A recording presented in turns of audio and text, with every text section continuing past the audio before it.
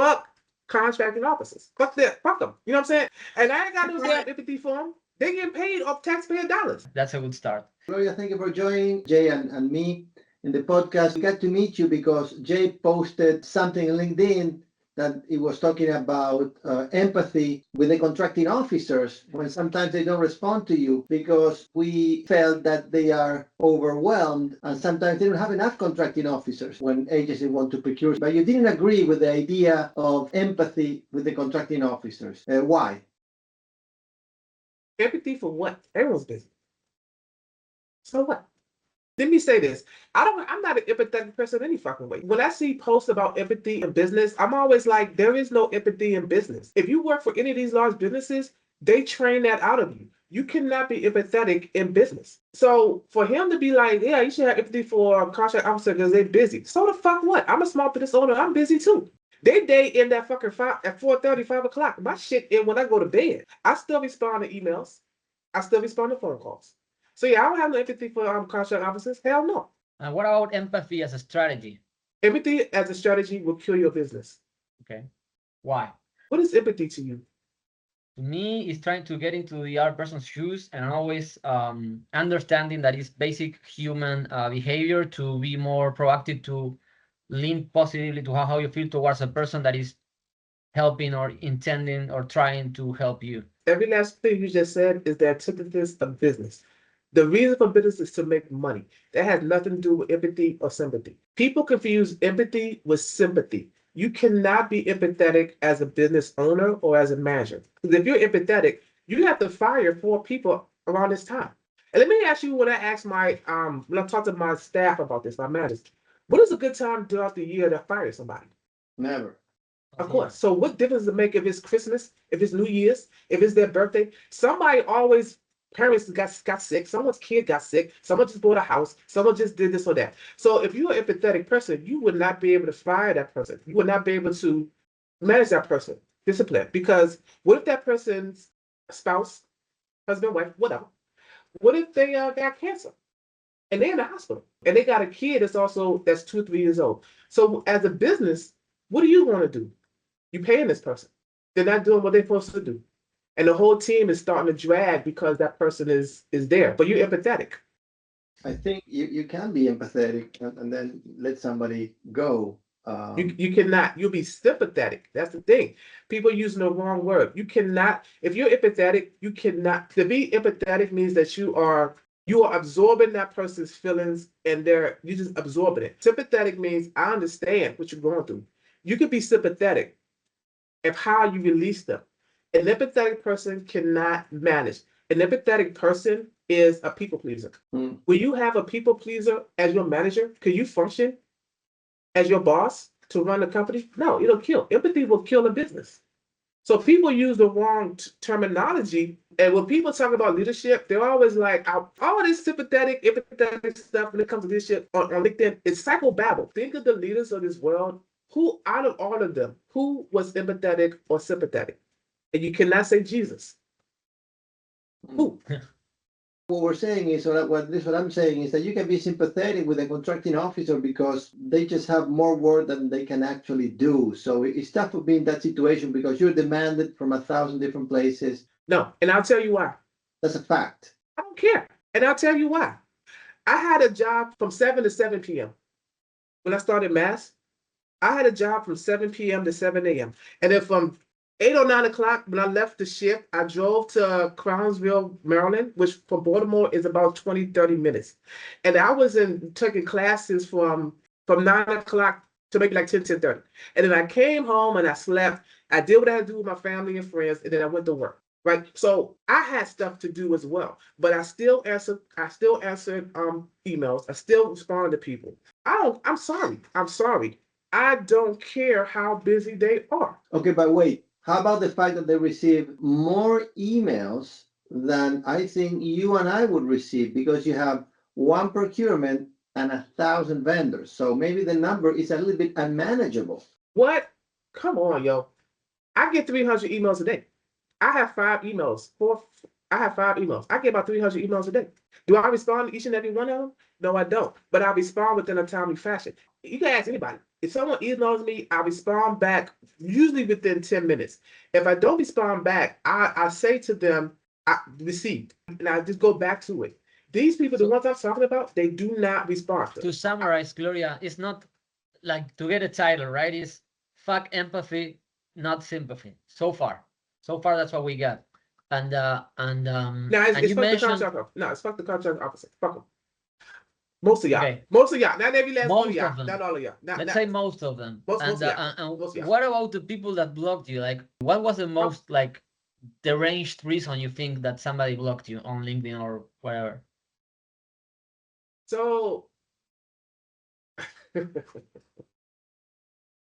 it's usually what happens is I just give an opposite opinion and I stand on it. I am open-minded to be changed, and it does happen. But like I don't change with the wind. If I'm saying to you, RFIs are a massive waste of time for most small business owners, and you're like, Gloria, I disagree with you. And this is why. Because most of the people on LinkedIn in the GovCon space are selling something. I'm not selling anything. I have nothing to sell on LinkedIn. Nothing. So the people that are upset with me are the ones who the message is you're wrong. And it could be something as simple as, for example, you have to build relationships with contract officers. I'm like, how do you do that? How do you do that? Or send RFIs. They don't look at it past the time they actually get it and look at it, and it goes on. They don't go back to that. So how am I building relationships? So you saying we build relationships, and I'm like, how do you do that? How? That's enough for me to get blocked. Wow, you need to buy our book on relationships. But apart from that, you said specifically, and I kind of started to agree with you. A lot of your people are weak as fuck, and I want you to expand on that. Why do you think like these people are avoiding these tough topics? Why do you think people are not even open to discuss these things? Do you think they are afraid they're gonna look bad to AKO that is watching, or what's the deal? So when I said people are weak as fuck, I was talking specifically to the ones who block. I think that's un-American because you're stopping discussion. I think that's bad for the discourse, and you see it with people blocking folks because they have different political ideology. Some guy on LinkedIn called me a fascist. I was like, okay, dude, like, all right, That's a little bit too much, right? I mean, but did I block him? No. If you ask me what his name is, I couldn't tell you because I don't. It's like, so when I said people are weak, it's like why, and I understand why, because it truly is just easier to block someone to have a discussion, and then. I have a friend that I found on LinkedIn, and he explained to me some the repercussions of stuff. If you say it's left, I say it's right, and I prove that it's right, you lose business. You lose credibility. So it's just easier just to block the person who's saying is right versus me saying it's left. Because let me be clear again. I have nothing to sell on LinkedIn. I don't even sell my fucking time on LinkedIn. I don't sell no book. I don't have no program. My money does not come from LinkedIn. It does not. I don't give a damn if a contract officer like what I say or not. I don't give a shit because my CPARs stand. Right. A good point. I have a question for y'all. Go for it. What do y'all? Okay, so this whole SBA request for the documentations for 8A, I honestly don't understand what the angst is because they're just asking for paperwork for the last 3 years. So why is it that people are on LinkedIn? Let me be clear, are making it seem like, oh, this is Armageddon that's coming. Sorry, you don't see it as a negative thing? No. Well, Is it? I mean, let me know. I don't. They're asking for contracts for the last 3 years. They're asking for your payroll for the last 3 years. They're asking for your team agreement for the last 3 years. You should have that anyway. The way I see it, I think that maybe this administration maybe just, doesn't like the idea of the 8A program in general. They feel that it could be unfair. So there is. Okay, so there are going to be some changes, and there were some fraud cases. Mhm. So they want to make sure that there are not any more fraudulent activities. So that's a combination of things. I think they don't like it, so I think people took it as a proof that they don't like it, and it's annoying to have to give explanations and go back and waste time. But I understand that from the government perspective, to some extent, the reasons that they put on paper on why they're doing it. What do you think? I think that anyone who's surprised by this is not paying attention. And let me be real clear: the tribal Indians, the Native Alaskan companies, the ones who like got the 8A forever and a day, like this is they got caught, but they one of however many that has done it for X amount of years. My thing with 8A, that shit needs to die. It needs to die and be reborn because it doesn't make any sense. It's supposed to be a business development program, and the KPI is how many companies has the 8A certified, not how many have survived when they graduate. Most of the people who graduate within 6 years of graduation, the company's dead. Oh, that program is supposed to build you from a small company to over $100 million. That's the point of it. How many companies have done that? That program needs to be reshaped. SBA needs to be abolished, truthfully, but it won't be. Proposition. Well, SBA, The entity-based 8As, Alaskan Natives and so forth, should have a different set of rules than the regular, minority-owned 8A person who has a company. Because they're not I agree. one of them is, individual owned 8As are they're different, so they need a different set of rules. The only certification that's quote unquote safe is the hub zone because it's geographically based. But that certification is useless. Like, there's no money put over there. The women knows my business. That shit is difficult useless to too. keep, right? Because the people move and it's hard to maintain the certain stuff that you can tell people stay where you're living, right? Don't move tell out. them. You cannot do that. So Like I'm in that's a hub zone. I could have been got it, but if I get it now, I mean, I can't get it now because most of my employees don't live in a hub zone. I could have got it when I first started, when it was just me, my mom, and my sister. But as soon as I got some employees, I was like, I can't. So yeah, the hub zone is difficult to maintain. There's not enough money being sent over there, but that's really the only one I can say. Like, yeah, that's probably safe. Every other one, y'all gonna be under attack. Just be prepared for that. Gloria, what about you? What about your background? We didn't talk that much about you as a CEO, as a founder. Like, tell us a little bit about you, Freeform. How did you start? What's your company about? Challenges you faced? Oh, okay. Well, thank you very much.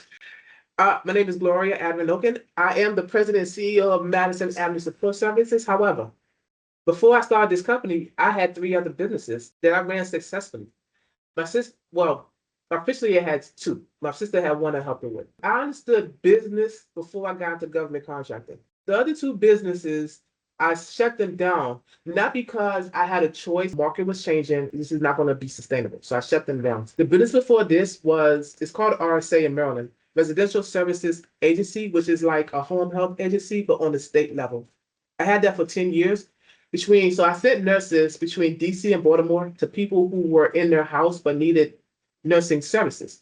Did that for 10 years. I couldn't grow it any further because it's the state level. And for me to go to the federal level, I had to go through Maryland and they put a cap on that. So I'm like, okay, I'm literally 45 minutes from DC. It's the nation's capital. Let me go into federal contracting. Now, with the businesses before, I had a support system of other business owners. So if I had a question, I had someone to ask. No one in my life did federal contracting. I had nobody to ask. No one knew anything. And so how I learned about it was me going to the local SBA, me going to, they changed the name, but the Maryland Department of Minorities, Women Knows My Businesses, they had classes every 2 weeks in person. This was before COVID. I would drive there. I went to PTAC. Every free thing I could have because I had no money. And I was like, I didn't have anything. I had money to live on, but not to start a business. So it was a whole year of just me figuring out GovCon. It took 6 months for me to figure out SAM. It took another 3 months for me to figure out USA spending. It took another 3 months for me to figure out FPDS. I'm gonna shout out someone. I started looking at this in 2018, and what I was doing was I was watching Eric Coffey. I needed the instructions. How do I go into SAM? How do I go into FPDS? How do I do this? How do I do that? So I watched him from 2018 to 2022. And I figured out how to do this and do that. And it's me going and just talking. I started business in 2018. By the middle of 2019, I won my first state contract. The ultimate goal was always to go to the federal, but I knew I needed past performance, and I got it from the state. Now, I got 5 contracts for the county, couple of counties in Maryland, and a couple of state agencies. Ask me how many contracts I actually worked on. I got 5. Ask me how many I worked on. How many? 1. Wow. 1. But when I was responding to, and this is before COVID, when I was responding to the solicitations, I put every last contract officer as my reference. Because all they want to know was, do you have contracts with your state? Is there any issues? And the answer was yes and no. And from there, and this is pre-COVID. So we got in the middle of 2019. COVID hit the United States December 2019, but Maryland shut down. I want to say March 2020. It was just one employee. She was an RN, and the whole state shut down. And I'm like, they about to cancel this joint. It's just like, we about to just not have no money. So, but luckily they kept her. And from there, I kept scouring Sam. I didn't have no relationships with nobody. I never talked to no contract officer, no procurement, no hospital, nothing. Because in Maryland, I could call up procurement, I could call up contract officers, small business, and they would talk to you. I would be like, can I have a meeting with you? They would have meetings with me. Not only with that one contract officer, their boss, other contract officers, the program shops. So that's what I'm used to. So when I was coming to the federal level, I'm like, yeah, can I meet with you? No, we don't do that. Oh, okay. Well, then the fuck I'm calling you for then? Like, what am I calling you for? So I didn't speak to nobody from the federal side until 2023. And I told the officer booth here in Baltimore, VA officer booth, I'm like, yo, I'm sorry. I have no idea what to ask you. I don't know. But I'm a VA federal contractor. I want to do more work. How do I? And he really didn't know how to help me. That's my story. Oh, let me also say this. That one contract, I was still working. I gave that lady her salary. The bid price was $40 an hour to Howard County. She worked 40 hours. It was $40 an hour. I paid her, because she's an RN. I paid her $38. I made $2 an hour off of that, and I had to pay taxes and everything else. Trust me, I think I was making like $18 an hour at that time. One of my checks went to pay her part of her salary, her tax and everything else. I've been through the struggle, right, as a small business owner. I've been through it. I'm still going through it. When people start talking, I'm like, yo, that's not reality. That's not my reality. That's not the reality of the people that I know. This shit is a fucking grind. So when you were like, yo, have empathy. Empathy for fucking what? Like, who cared about me? Okay, wait. Let me ask you this. You mentioned that it did help you to go to PTAC. When I say I went to PTAC and they helped me, it was the classes. And it was the access to Govology. So it wasn't like, and I met with the counselor because I had to, but it's not like, yeah, here's my proposal, this is what I want to do. Because the what pissed me off was they kept pushing me to be a subcontractor. I don't want to do that. I don't need to be a subcontractor. I know how to run a business. If I say I can do it, I can do it. They pissed me off so bad that I was like, first counselor, I can't work with you. Second counselor, I can't work with you. Third counselor, okay, well, what is this you need? I need training on what is it? When I'm looking at this RFP, what am I looking for? That's what I want. Like, I don't need you to tell me to go be a subcontractor. No. I'm looking at this RFP. How do I understand what I'm reading, and how do I respond to this jump? Like, how do I? They help with that. Finally, after like 6 months. Well, I think maybe some things work for some people and the same things don't work for some other people. For example, you said that responding to RFI is a waste of time, but for some of our customers, we have them respond to RFI. I said, no. I said responding to RFIs is a massive waste of time for most small businesses. Okay. Most is the operative word. And people seem to skip over that, just like you did. My mentor, he responded to 99 RFIs, and that man won 4. And that shit was worth over $5 million. It worked for him. Hell yeah. And what's the difference? Why do you think it works for some people and it because doesn't he's for a most? he's an 8A. He's an 8A. Okay. If you have a certification If you have a specific certifications, yeah, if you're an 8A, go ahead and respond to them. Yeah, makes sense. Yeah. If you are veteran-owned small business and you responded to a VA solicitation, yeah, respond. But me, I don't have, it took 7 years for me to get certified as a woman-owned small business.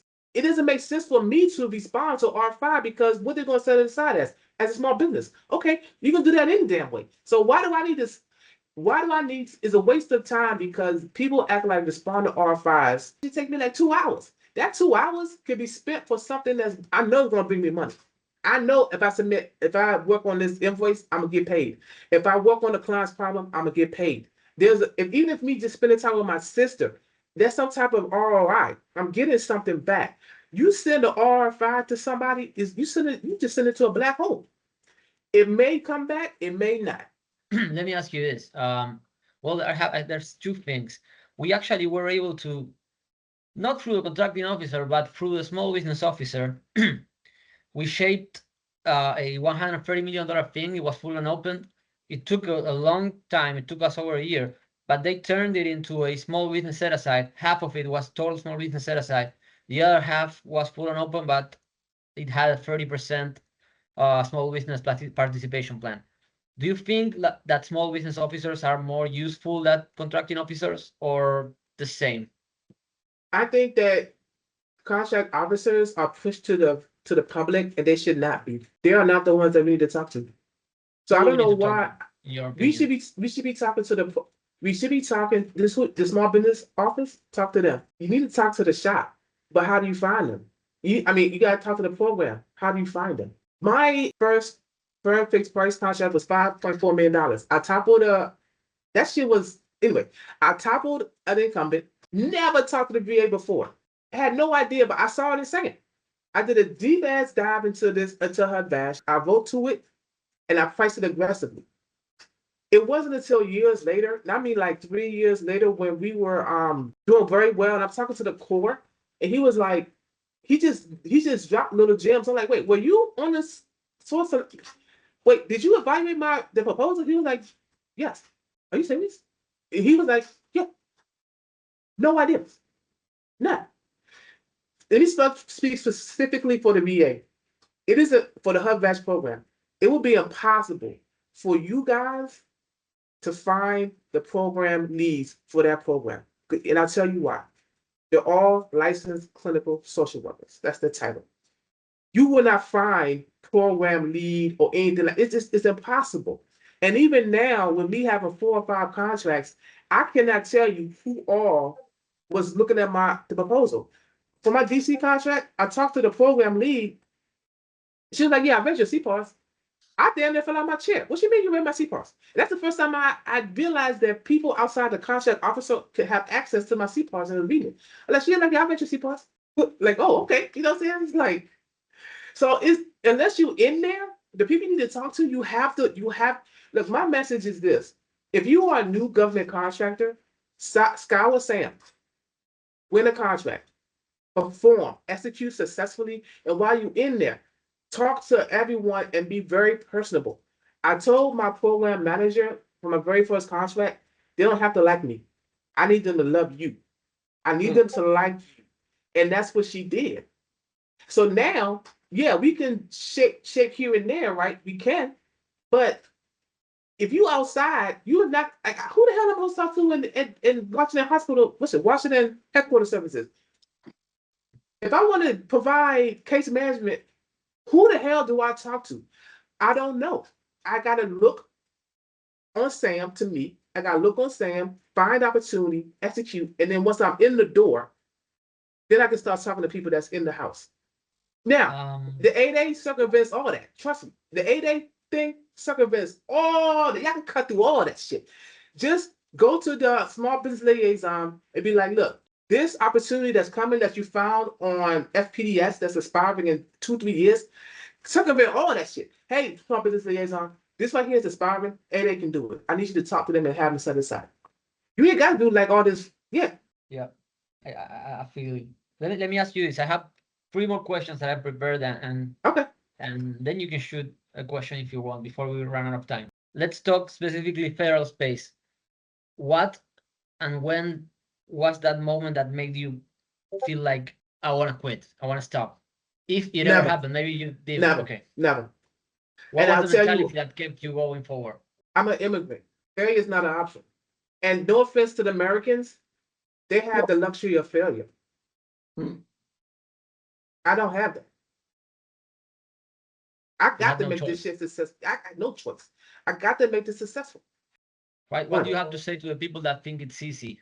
What do you have to tell them? The A people lot of who people think think it's it's easy, easy, you know? the people who think it easy is the people who have never run a business. You talk to someone who's ran a business for at least 5 years, and you tell them, hey, would you like to go into the government space? None of them will think it's easy. None of them. The people who think it's easy is the one who are a W-2 employee and who has the wish and the desire for financial freedom, but they don't have the drive. They don't have the internal. This is force of will. Because you got to get up from a business standpoint, you got to get up every day, not knowing if someone's going to tweet about your company and cause like cancer. I mean, cause like for somebody to be canceled. On the government side, the federal government side, I wake up every morning thinking, is today the day my contract is going to be canceled? Because the federal government can cancel a contract at their convenience at any fucking time. It's force of will. And no one talks about that. No one says that. Your contract can be canceled at any time for any fucking reason. The contract officer could wake up in the morning and be like, yo, I don't want to deal with this. I wake up with that every morning. Let's say it's 2026 and you get to personally decide a couple new policies for let's say federal engagement with vendors, and you get to decide those.